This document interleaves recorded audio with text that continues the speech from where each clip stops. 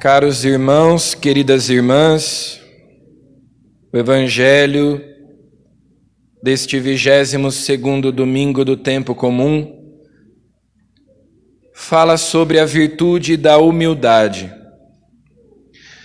A humildade não é a maior de todas as virtudes, porque a maior de todas as virtudes é a caridade, é o amor, que é uma virtude teologal. Aliás, as maiores virtudes são as teologais, a fé, a esperança e a caridade.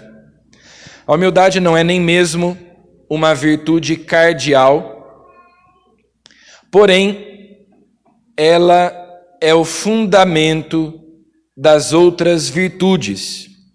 Porque se uma pessoa é virtuosa, se uma pessoa possui virtudes, mas não é humilde, as suas boas obras perdem valor.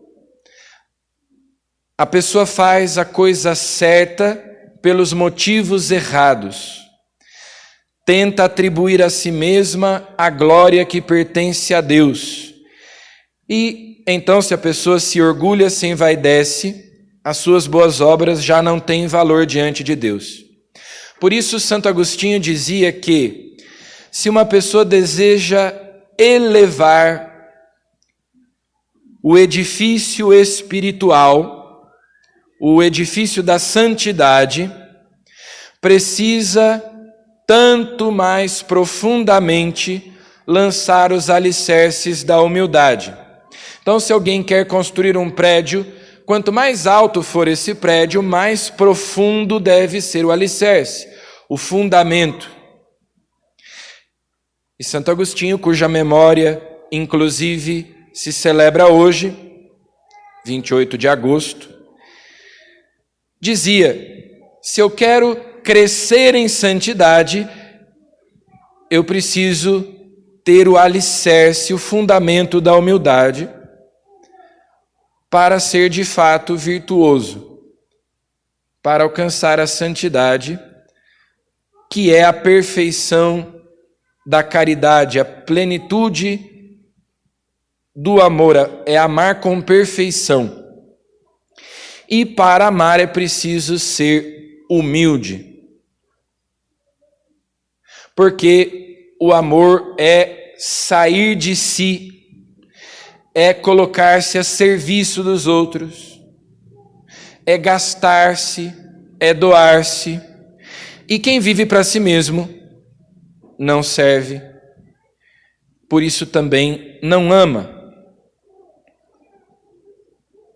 A própria palavra humildade vem de humus, significa terra, barro, chão. Ser humilde é ter os pés no chão. Santa Teresa d'Ávila dizia que humildade é verdade. Então, para ser humilde, não é preciso exagerar os nossos defeitos ou disfarçar as nossas qualidades, as nossas virtudes, porque humildade é verdade, é ter os pés no chão. Ter consciência de quem nós somos. Somos criaturas, somos pecadores. Então, ter consciência de que é grande a nossa dignidade de filhos de Deus, mas também é grande a nossa indignidade, porque nós somos pecadores. E, enquanto criaturas, nós somos dependentes de Deus. E o orgulho consiste justamente no contrário. Eu quero ser independente de Deus, eu quero me emancipar de Deus, eu quero ser o meu próprio Deus. Me sentar no trono de Deus para determinar o que é bom e o que é mal, o que é certo e o que é errado, o que é verdade e o que não é, o que é mentira. Então, eu não obedeço, eu não me submeto. Eu quero ser o meu próprio Deus, o dono do meu nariz. Ao contrário, o humilde reconhece que nada possui. Tudo o que nós temos, nós recebemos de Deus e, portanto, não é nosso. Ser humilde é ter os pés no chão. Lembra-te de que és pó e ao pó hás de voltar. É a consciência da nossa indigência, da nossa pobreza, da nossa miséria, da nossa pequenez, a consciência das nossas fraquezas, o reconhecimento dos nossos pecados. Para nós, a humildade é um remédio contra essa doença espiritual que é a mais grave de todas, que é o orgulho, que é a soberba, é o pecado de Satanás, é o pecado dos nossos primeiros pais. É a raiz de todos os pecados. A humildade é um remédio contra o orgulho. Porém, o nosso principal modelo, nosso principal exemplo na prática de todas as virtudes e também a humildade é Jesus. Inclusive a aclamação ao evangelho de hoje, a antífona diz: aprendei de mim que sou manso e humilde de coração. Agora, como é que Jesus era humilde se ele nem é criatura, ele é criador porque ele é Deus, e também nunca cometeu pecado? Jesus nunca precisou pedir perdão. A sua consciência nunca o acusou de nenhuma culpa. Jesus não era pecador e nem era criatura, então, em que consiste a humildade no caso de Jesus? E daí nós descobrimos a essência da humildade, que em Deus é condescendência. Santa Teresinha dizia que é próprio do amor abaixar-se. Então, nós queremos subir num pedestal, num lugar que não nos pertence, e a humildade nos faz voltar para o nosso lugar, pôr os pés no chão. No caso de Deus, no caso de Jesus, humildade é descer, é se inclinar, é se abaixar por amor. Portanto, Deus ocupa uma posição que ele não pode subir, ele é o Altíssimo. Sempre que Deus sai de si, sempre que Deus age fora de si, ele desce, ele se abaixa. Então, a criação é um ato de humildade de Deus. Quando Deus criou o mundo, ele se humilhou, ele desceu, ele se abaixou. Quando Deus fala com a humanidade, quando Deus comunica a sua palavra aos homens, ele se abaixa. Quando o Filho de Deus, Jesus Cristo, se encarnou no ventre de Maria, ele se abaixou. O mistério da encarnação, por isso que na missa, quando a gente reza o credo e diz: Jesus Cristo, seu único Filho, nosso Senhor, que foi concebido pelo poder do Espírito Santo, nasceu da Virgem Maria, a gente se inclina. Porque foi o que Deus fez. Lá na carta aos Filipenses, São Paulo fala da kenosis, que Jesus, sendo igual a Deus, esvaziou-se, despojou-se de si mesmo, desceu, se inclinou, se abaixou. Isso é a humildade de Deus. Foi obediente até a morte, morte de cruz. Desceu à mansão dos mortos. E quando ele estava lá embaixo, no ponto mais baixo da sua descida, o Pai o exaltou, o Pai o elevou, ressuscitou Jesus e o fez se sentar à sua direita no céu, realizando assim aquilo que Jesus ensina no Evangelho de hoje: quem se eleva será humilhado, e quem se humilha será elevado. Ser humilde, humilhar-se é um ato de amor em Deus. para nos amar, Deus se abaixa, Deus se inclina. E, como eu disse, de fato é assim. A condição para que uma pessoa ame é que ela seja humilde. Porque uma pessoa orgulhosa não quer se abaixar, não quer se doar, não quer servir, então não ama. Porque servir é um ato de amor. É a própria vida de Jesus resumida nessa frase: quem se humilha é elevado. Mas também a Virgem Maria, também os santos. Quando uma pessoa é muito vaidosa, muito orgulhosa, as pessoas costumam dizer assim: parece que tem um rei na barriga. Nossa Senhora tinha o rei, e não apenas um rei, o rei dos reis na barriga. E ela faz o quê? Vai até a casa de Isabel se colocar a serviço, realizar trabalhos domésticos. Quando lá nas bodas de Caná ela percebe que o vinho tinha acabado, é porque ela tinha acesso à cozinha. Ela era convidada, mas ela não quis ficar ali sentada sendo servida. Ela certamente se pôs a serviço. E se pondo a serviço, estando ali entre os empregados, ela percebe que o vinho tinha acabado. Então, a humildade, na sua essência, supõe essa disposição de gastar a vida.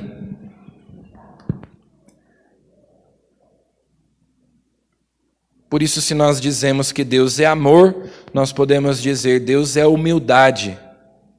Ele é condescendente. E Jesus conta então duas parábolas sobre esse tema. Estando na casa de um fariseu, Jesus foi convidado para comer. E ele observa que as pessoas buscam os primeiros lugares. Ele que depois vai dizer, ele que vai lavar os pés dos discípulos. E diz assim: eis que estou no meio de vós como aquele que serve. Eu vim não para ser servido, mas para servir e dar a minha vida em resgate de muitos. No reino de Deus, os últimos serão os primeiros serão os últimos. O maior no reino de Deus é aquele que serve os outros, é aquele que mais ama. Quanto mais nós tivermos amado neste mundo, maior será a nossa glória no céu. Então, quando Jesus diz aqui, olha, não procurem os primeiros lugares, não é que Jesus esteja dando aí uma aula de etiqueta, né? Ensinando como se portar num evento social, numa refeição, numa festa.